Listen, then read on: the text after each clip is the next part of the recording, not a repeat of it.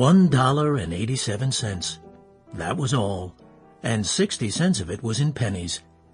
Pennies saved 1 and 2 at a time by Della, hard bargaining the grocer and the vegetable man until her cheeks burned with the shame of it. 3 times Della counted the money, $1.87, and the next day would be Christmas.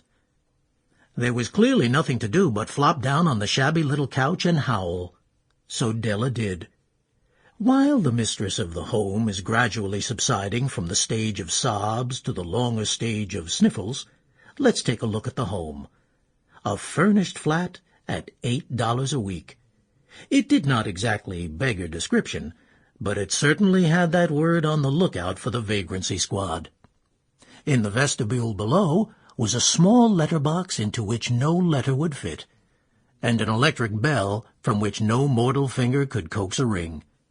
Beside these was a card bearing the name Mr. James Dillingham Young. The Dillingham had been flung in breezily during a former period of prosperity, when its possessor was being paid $30 a week. Now, when the income was shrunk to $20, the letters of Dillingham looked blurred, as though they were thinking of contracting to a modest and unassuming D. But whenever Mr. James Dillingham Young came home and reached his flat up the stairs from this long name card, he was called Jim, and greatly hugged by Mrs. James Dillingham Young, already introduced to you as Della.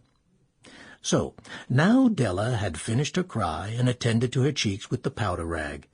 She stood by the window and looked out at a gray cat walking a gray fence in a gray backyard.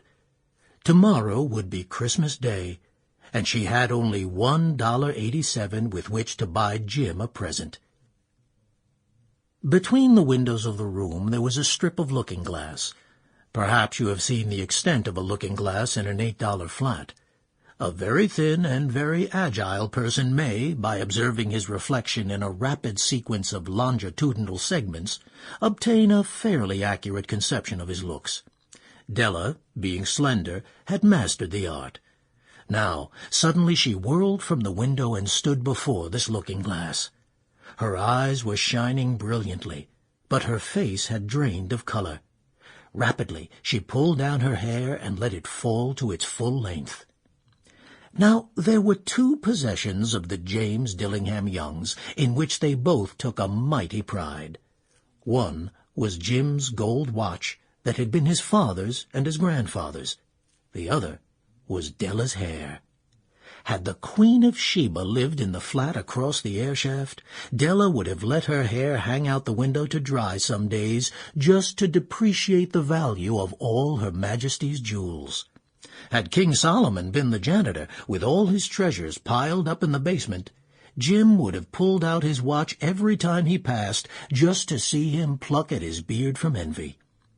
So now Della's beautiful hair fell about her, rippling and shining like a cascade of brown waters. It reached below her knees, and almost made itself into a cloak for her. Then she did the hair up again nervously and quickly, faltering only for a minute, holding still as a tear or 2 splashed down towards the worn red carpet. On went her old brown jacket. On went her old brown hat.